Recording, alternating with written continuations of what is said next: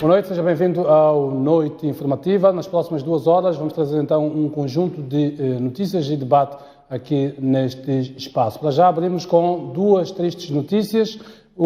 Faleceu hoje o jornalista João Matola. João Matola era jornalista da Rádio Moçambique há mais de 20 anos. Foi durante vários anos correspondente da RDP, a Rádio Difusão Portuguesa.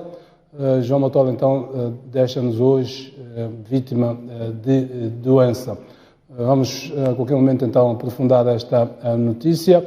Também, hoje, nos deixou do mundo dos vivos o músico Dimas, autor da conhecida música Chocholosa. Duas grandes perdas, então, no dia de hoje, no mundo do jornalismo e no mundo da música. Muito bem, vamos avançar então para as notícias que elegemos para hoje. Vamos falar então sobre os planos do Fundo de Fomento à Habitação. Nas últimas semanas, o Fundo anunciou então a abertura de candidaturas para a aquisição de casas da segunda parte, da chamada Vila Olímpica 2, que é a parte 2 do complexo da Vila Olímpica, que está erguido no Zimpeto aqui em Maputo. Vamos falar sobre este, mas também dos outros planos que o Fundo de Fomento à Habitação, que é o instrumento do Estado para propiciar o acesso acessível à habitação por parte dos cidadãos. Tenho comigo aqui já em estúdio o Presidente do Conselho de Administração do Fundo de Fomento à Habitação, Dr. Almino Munguam. Boa noite, bem-vindo aqui ao Noite Informativa. Boa noite, agradecer por esse convite e já agora interessar as famílias enlutadas, os meus pésames, dos grandes artistas nacionais. Muito bem, parabéns pela sua recondução. Foi reconduzido ainda esta semana pelo Conselho de Ministros para um novo mandato. Obrigado. Muito bem, vamos olhar então para os temas, para as questões que nós temos aqui. Vamos começar por aquilo que é a visão do Fundo de Fomento de Habitação. Tem como visão tornar a habitação um bem social básico e acessível. Isto tem sido possível? Como é que tem conseguido materializar isto? Bom, obrigado, Jeremias. Isto tem sido possível graças ao programa que o Fundo para o Fomento da Habitação estabeleceu, designado Programa Habita Moçambique. Este programa visa massificar a habitação para o cidadão moçambicano de acordo com a sua capacidade de renda. E este exercício tem sido feito dentro daquilo que é o contexto econômico e social do país, o nível de desenvolvimento do país, mas dentro destes desafios sentimos que sim, de uma forma gradual, temos estado a conseguir satisfazer estes sonhos de vários cidadãos.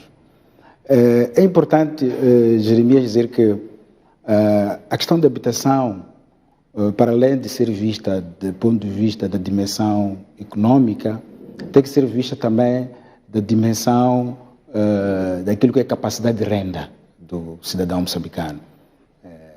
Temos trabalhadores assalariados, temos trabalhadores que estão no emprego informal e que todos eles necessitam de habitação. Por outro lado, temos diferentes níveis de rendimento. Nós temos estado a considerar o nível de rendimento médio, baixo e aquele que é economicamente vulnerável. O que o programa Habita Moçambique tenta fazer é exatamente satisfazer todos estes segmentos do mercado. Por isso que aparecemos com um determinado projeto para um certo segmento de médio, aparecemos com certos projetos para o segmento médio e mesmo para aqueles que não têm capacidade nenhuma. Estamos a falar de população vulnerável. É por isso mesmo que dentro do programa Habita Moçambique foram estabelecidos 4 subprojetos principais, que é o projeto de conjuntos habitacionais. Neste projeto podemos falar de projetos em Tava, por exemplo, ao nível aqui da cidade de Maputo, e outros projetos que temos estado a desenvolver ao nível das províncias. Vocês têm construído casas. Exatamente. Para os cidadãos. Exatamente. Que é a chave na mão. Depois temos, dentro do processo de construção de casa-chave na mão, o projeto Renascer.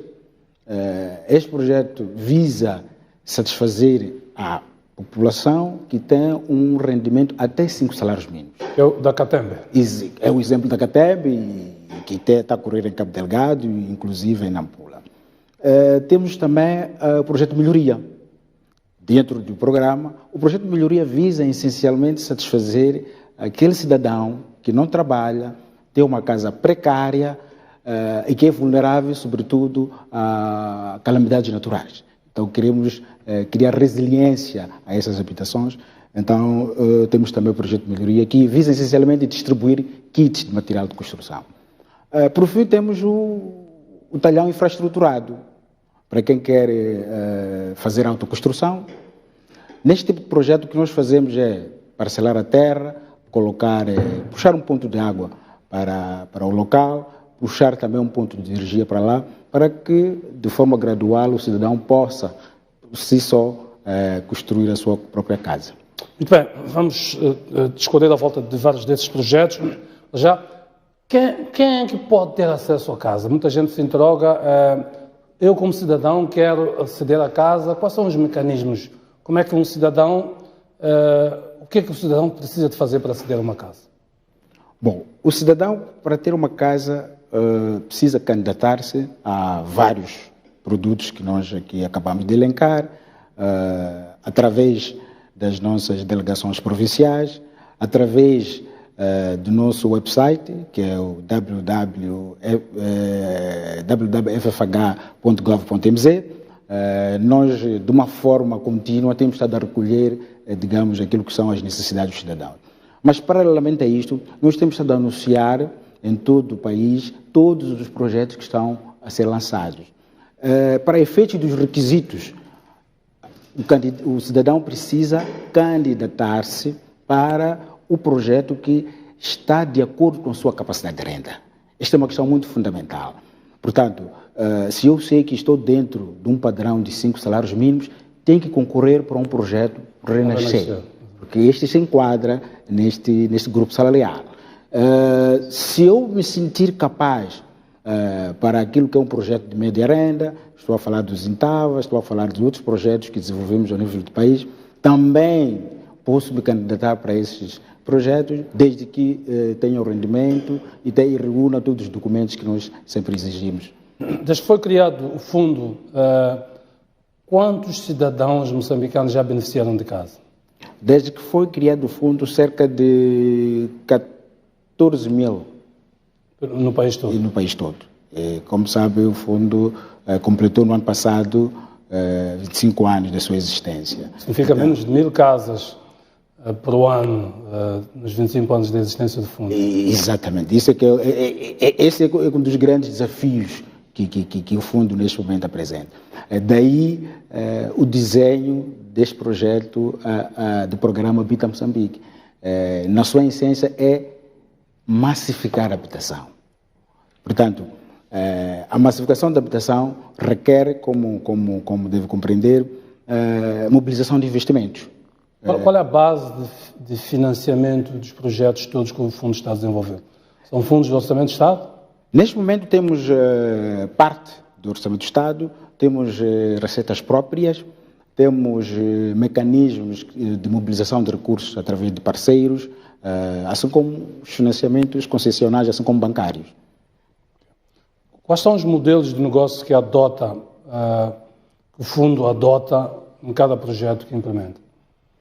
Em relação, por exemplo, aos conjuntos habitacionais, o modelo de negócio que nós temos estado a praticar é de construirmos a habitação-chave na mão, colocamos à disposição ao cidadão num mecanismo de longo prazo, estamos a falar de 20, 25 anos, a uma taxa de juros zero, isto porque sabemos, da avaliação que fizemos, que o cidadão não tem capacidade de renda à altura de aceder às casas. Então temos estado a desenvolver um pouco este modelo.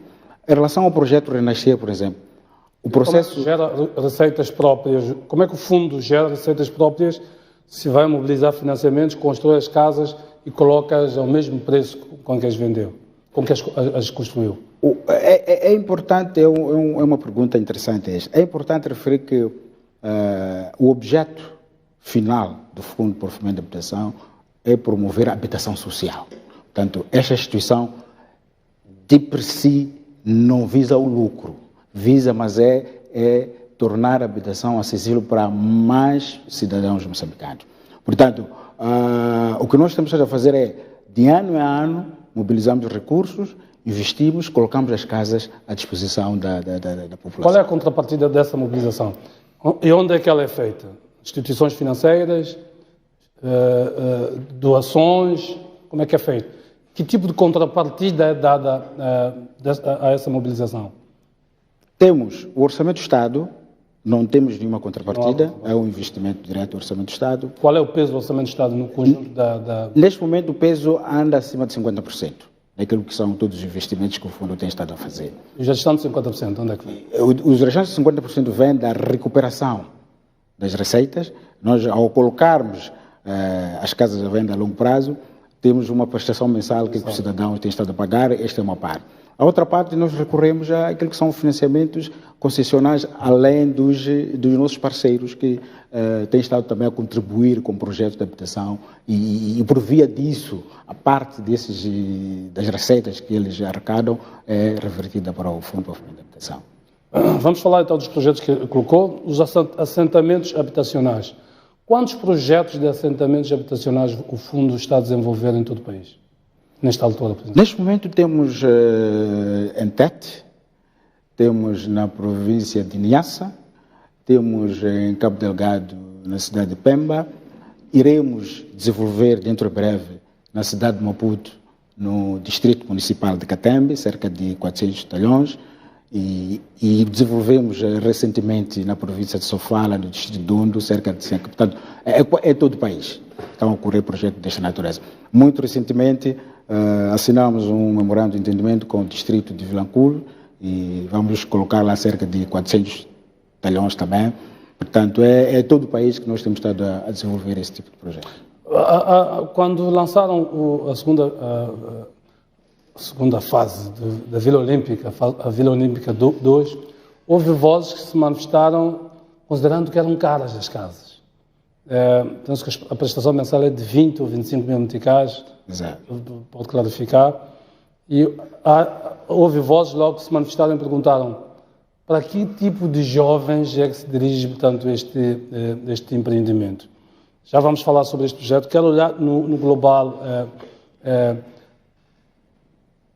Estes valores são comportáveis para os segmentos para os quais se destinam? Bom, é importante realçar que cada cidadão deve concorrer para o projeto que está dentro do seu padrão de renda. Os projetos que nós temos estado a desenvolver dentro desta conjuntura econômica, dentro de uma situação em que o país não produz material de construção, sobretudo acabado, e os custos são relativamente elevados, o que nós tentamos é que o processo de venda a longo prazo permita ou facilite o acesso a essas casas. É por isso que, se for a reparar, as casas de fundo, normalmente o seu pagamento não é pronto, exatamente para mitigar este risco de as pessoas não poderem aceder às casas. Vamos olhar, portanto, e o custo anda nesses 20, 25 mil meticais, é isso? Exato. Mesmo. E qual tem sido o grau de receptividade que vocês recebem dos projetos, quer de Maputo, quer do país inteiro? Olha, desse segmento de assentamentos habitacionais. As pessoas estão de facto a pagar, estão a honrar os compromissos? Se calhar aqui temos que separar as abordagens. Em termos daquilo que é a procura dos produtos dentro desta modalidade, a procura é elevada. Tanto assim que tem muitos cidadãos que não conseguem aceder aos produtos porque não temos capacidade de oferta à altura. Mas isto não quer dizer que estas pessoas que aderem a esses produtos, todas elas honram os compromissos. Isto é o outro lado da moeda. Temos grandes desafios em relação a isso. As pessoas têm ideia de que os bens que são do Estado não é propriamente para se honorar os compromissos testamentários. Em algum momento, penso que isso tem estado a influenciar negativamente para os nossos projetos. O fundo também enfrenta este problema. Enfrentamos, somos um setor público e naturalmente enfrentamos. Por exemplo, a título de exemplo, temos a Vila Olímpica, a fase 1. Neste momento, as dívidas dos mutuários rondam cerca de $1 milhão. Portanto, e o mais caricato nesta situação é que alguns moradores na vila, os proeminentes compradores na vila, elas têm capacidade de endividamento. Inclusive, algumas estão a arrendar as casas, mas em contrapartida não honram os compromissos. Uma situação de sublocação. Exatamente, eles não honram os compromissos que têm. É um dos assuntos que é desafiante. O que nós temos estado a fazer é submeter esse processo junto dos tribunais para que elas decidam em volta disto. Qual é a situação em termos de endividamento? Qual é o grau de incumprimento, se olhar para o universo das casas todas implantadas na Vila Olímpica 1? Não, neste momento na Vila Olímpica estamos a falar de 65 milhões de meticais de endividamento. Isso em relação à carteira total corresponde a 37% do valor em dívida ao nível da carteira total do FFH. O universo de usuários das casas que não pagam, em termos percentuais, qual é? Temos em termos de percentagem, tem cerca de metade que não pagam com regularidade. Temos cerca de 668 apartamentos neste momento, mas a metade paga com irregularidade. Portanto, há uns que têm menos prestações de atraso, há outros que praticamente desde que entraram na vila não se dignaram a pagar. Nós estamos a falar, as casas foram construídas para os Jogos Africanos de 2011, portanto passam 10 anos. Do ponto de vista de ações judiciais levadas a cabo pelo fundo para obrigar, portanto, os devedores a pagar, o que é que sucedeu ao longo desses 10 anos? Alguma ação foi levada até o fim ou não? Sim. Temos ações que temos estado... Houve execuções, inclusive? Tivemos. Naturalmente que isto obedece àquilo que é as decisões judiciais. E nós respeitamos isso. O processo segue o trâmite todo até que feche e que culmina com o processo de despejo. Portanto, esse processo o fundo tem levado a cabo. É certo que é relativamente longo, é típico do processo mesmo judicial. Vamos falar do projeto Vila Olímpica 2. As candidaturas foram abertas nas últimas 2 semanas, sensivelmente. São 140 apartamentos, é isso? São 240 apartamentos. 240 apartamentos. Uma coisa que saltou à vista é que os apartamentos estão há 5 anos sem serem usados. O que é que sucedeu? Bom, o projeto da Vila Olímpica Fase 2 é um exemplo típico de uma parceria público-privada. Os parceiros investiram cerca de $27 milhões, o que se propunha investir, e o fundo cedeu o espaço para eles poderem construir. Terminado o processo de construção, iniciou o processo de venda, e nessa altura exigiram que o processo de venda fosse a pronto pagamento. E naturalmente que o cidadão não consegue aceder a este mecanismo de pagamento a pronto, muitos cidadãos. E esse processo levou 5 anos em negociação. O que quer dizer, eles não... Entre o Estado e o parceiro. O parceiro não concordava em vender as casas a longo prazo. Até que nos últimos 2 anos iniciamos negociações mais intensas com eles, para cederem, digamos, a venda a longo prazo. Conseguimos finalmente este ano, e o acordo que nós conseguimos com ele foi de que nós vamos pagá-los por 4 anos, não tínhamos capacidade para pagarem a pronto, tínhamos que lhes pagar... O Estado, portanto, esta é a contrapartida que o Estado tem. Exatamente, exato. O Estado paga em 4 anos... Paga em 4 anos... E os cidadãos pagam em 20. Em 20. E aqui é importante realçar essa questão, porque se nós tivéssemos mantido os 4 anos que os parceiros diziam e repassasse este modelo de pagamento ao cidadão, mais uma vez era incomportável para o cidadão comum. Então o Estado assumiu...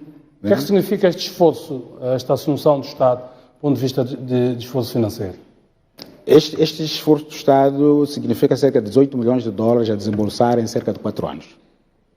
E onde é que o fundo vai buscar esse valor? O fundo, dentro destes mecanismos todos que tem, orçamento do Estado, receitas próprias. Portanto, os desembolsos que vão ser feitos pelas pessoas que candidatarem às casas e ficarem com elas. Vão ficar com elas. Então, são essas receitas, conjugadas com o investimento do Estado, naturalmente, que nós vamos pagar ao investidor. Se contar com os incumprimentos prováveis, portanto, se contar com o facto de que a receita dos pagamentos dos utentes das casas nunca não chegará tanto, sem uma outra componente suplementar, e se esta componente dos usuários faltar porque há os incumpridores, há um déficit previsível que ocorre a isso. Significa que o Estado vai ter que entrar com uma parte considerável sem contar com a participação dos usuários. Está preparado o Estado para isso?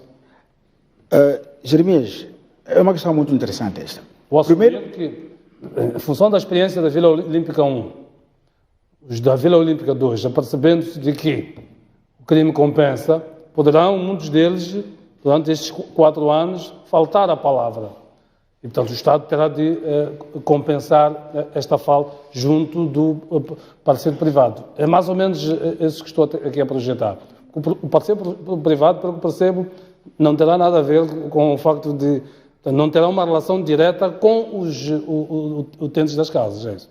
Sim, mas Jeremias, a sua análise é correta, mas é preciso olhar para esta solução que foi encontrada de forma positiva. Certo. Primeiro é disponibilização das casas, que estavam fechadas há cerca de 5 anos. Passam a estar disponíveis, exato. 2. Temos cerca de 2 centenas de famílias que vão se beneficiar das casas. O que nós esperamos é que estas famílias honram com os seus compromissos. Primeiro, não é expectável que as famílias não honrem. A nossa expectativa é que as famílias honrem. O risco que está sendo colocado é iminente, mas nós queremos que estas famílias honrem os seus compromissos. O pior cenário seria de perpetuar esta situação por longo tempo. Já passaram 5, depois iam passar mais 5, etc, etc. Portanto, esta solução... O Estado paga as taxas de juros portanto, aos cidadãos, é isso? Não, neste momento o que o Estado fez foi chegar a um acordo com o parceiro, repassar...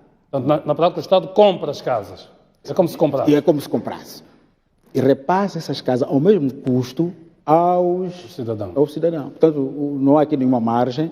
E é uma coisa importante também que, em relação a essa negociação, é importante referir. O parceiro, quando iniciamos a negociação, o preço inicial dele eram 139 mil dólares. O Estado conseguiu negociar até 85 mil dólares, que é o que corresponde mais ou menos aos 6 milhões de meticais, ao câmbio da data do acordo. Isto foi um ganho em relação àquilo que era o preço inicial, que era de facto preços proibitivos. Portanto, e para aquelas pessoas que se manifestaram, e muitas delas vimos nas redes sociais, em vários fóruns, que 6 milhões é muito dinheiro. Qual é a mensagem que passa? Olha, 6 milhões para um apartamento, pagar em 20 anos, consideram incomportável para o bolso? Primeiro, é preciso clarificar que cada cidadão tem que concorrer a um produto compatível com o seu nível de renda. Isso é muito importante, porque em algum momento há quem tem capacidade de ir ao Renascer, mas quer ir à Vila Olímpica. O que é caro para uns não é para outros. Exatamente, então não pode. Temos que alinhar esse aspecto. 2, quando nós recebemos ou chegamos ao acordo, o cidadão devia pagar, por exemplo, por mês 126 mil meticais. Nós verificamos que não era comportável. Então, fizemos este exercício de estender o prazo de pagamento para 20 anos, analisado aquilo que é o mercado de arrendamento para uma casa com as mesmas características. Na cidade de Maputo, neste momento, as rendas já rondam entre os 20 a 25 mil meticais. Do ponto de vista daquilo que é o arrendamento, estas casas, esta prestação está dentro daquilo que é o padrão do mercado. E com uma vantagem, é que a pessoa está a arrendar ou está a comprar a sua casa própria a longo prazo. Não, está a investir para o seu ativo. É importante isto. Muitas das vezes nós estamos numa casa de arrendamento, quando termina o arrendamento ficamos sem aquele ativo. Mas para este caso concreto nós estamos a dar oportunidade ao cidadão para que no fim do processo de pagamento das prestações possa ter a sua casa própria e possa usar como seu ativo para investimento. Vamos olhar então para o projeto Renascer. Está já em curso ao nível da CATEMB. Exato. Este é o tal dos 5 salários mínimos, é isso? Exato. Qual tem sido o grau de adesão? O grau de adesão é bastante bom. Só para elucidar, nós, ao nível de 100 casas que disponibilizamos para a CATEMB, tivemos cerca de 1.800 candidaturas. Depois houve sorteio e ficaram 100 pessoas. Ao nível da província de Maputo, Manhissa, já concluímos 30 casas, todas elas já estão vendidas, e temos um conjunto de cidadãos que continuam a procurar por este produto. Portanto, a adesão é boa. Nós agora é que temos que aumentar a nossa capacidade de oferta. Exato. Falou que há um projeto de assentamentos habitacionais na CATEMB também de 400 talhões. É isso? Exato. Também é um modelo de chave na mão? Não. O modelo o projeto que iremos desenvolver na CATEMB é de talhão infraestruturado. Iremos parcelar cerca de 400 talhões, colocar ponto de água, colocar ponto de luz e disponibilizar... As pessoas constroem para efeitos de autoconstrução. Este é um dos projetos. Se calhar é importante um outro projeto muito importante, considerando aquilo que é a estrutura da população moçambicana. Mais de 50% da população vive nas zonas rurais. E o governo, através do Fundo de Fomento da Habitação, identificou estas zonas como zonas que precisam de uma intervenção em termos de habitação. Primeiro, porque são pessoas que não podem. Segundo, são áreas vulneráveis a calamidades naturais. Então, para estes casos, estamos a desenvolver o projeto Melhoria, que consiste no fornecimento, oferta de um kit de cobertura, um kit de alvenaria, um kit de pavimento, dando resiliência à casa. E estes kits são distribuídos a custo zero. E como é que é o processo de candidatura para esses kits? O processo de candidaturas obedece a um critério de avaliação do INES, porque este produto visa essencialmente atender esta população de baixa renda e o INES detém os melhores critérios, neste caso, de identificação de população vulnerável. Nós estamos a trabalhar com o INES e estamos a trabalhar com entidades locais em relação a isso. No vosso portfólio consta que tem uma linha de crédito para a autoconstrução.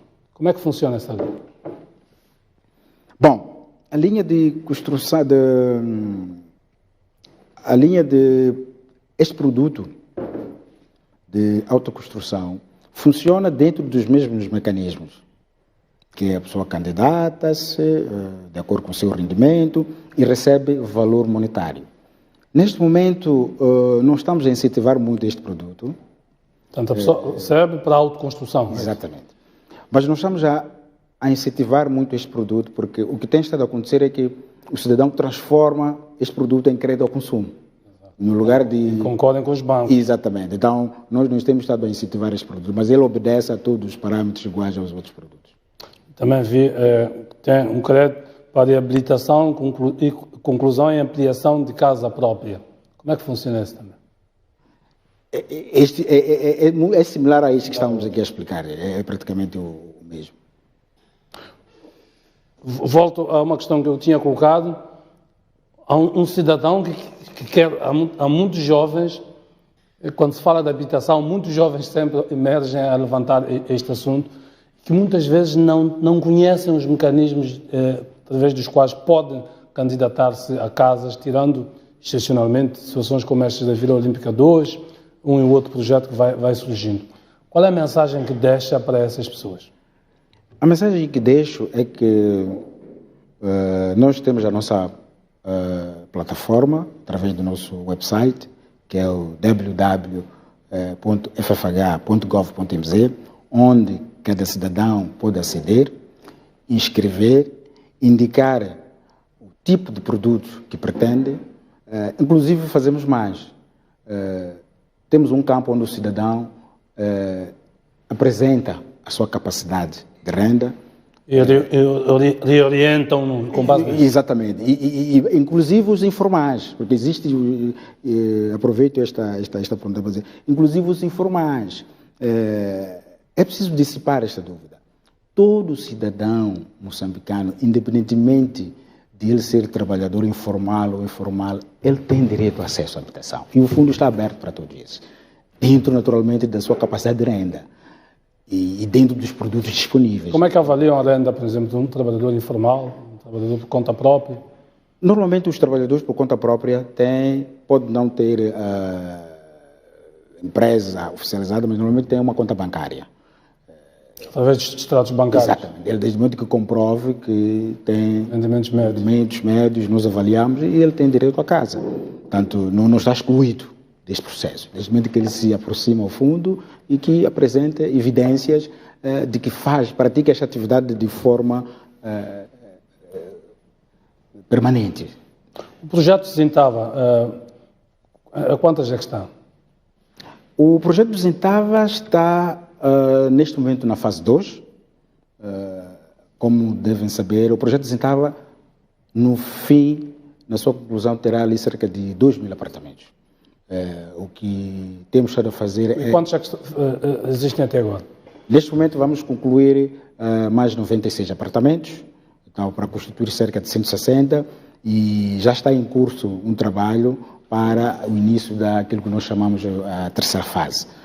É um projeto de longo prazo, portanto, nós vamos construindo até... 2.000 casas em quanto tempo?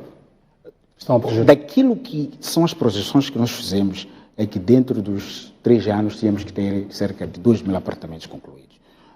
Então, se as variáveis econômicas não nos traírem, nós poderíamos, em 3 anos, por aí, conseguir colocar cerca de 2.000 apartamentos no Zintava. Da experiência da Vila Olímpica para Zintava, o que é que colheram?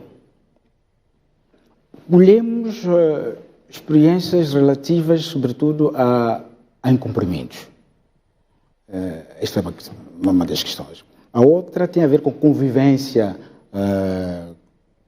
como condôminos. É uma situação nova, porque, se for reparar, estes 2 complexos habitacionais têm o regime de condomínio. Então, isso muda um bocadinho a forma de viver das pessoas e é uma experiência nova que alguns cidadãos têm quando passam. Então, isto também é uma das experiências.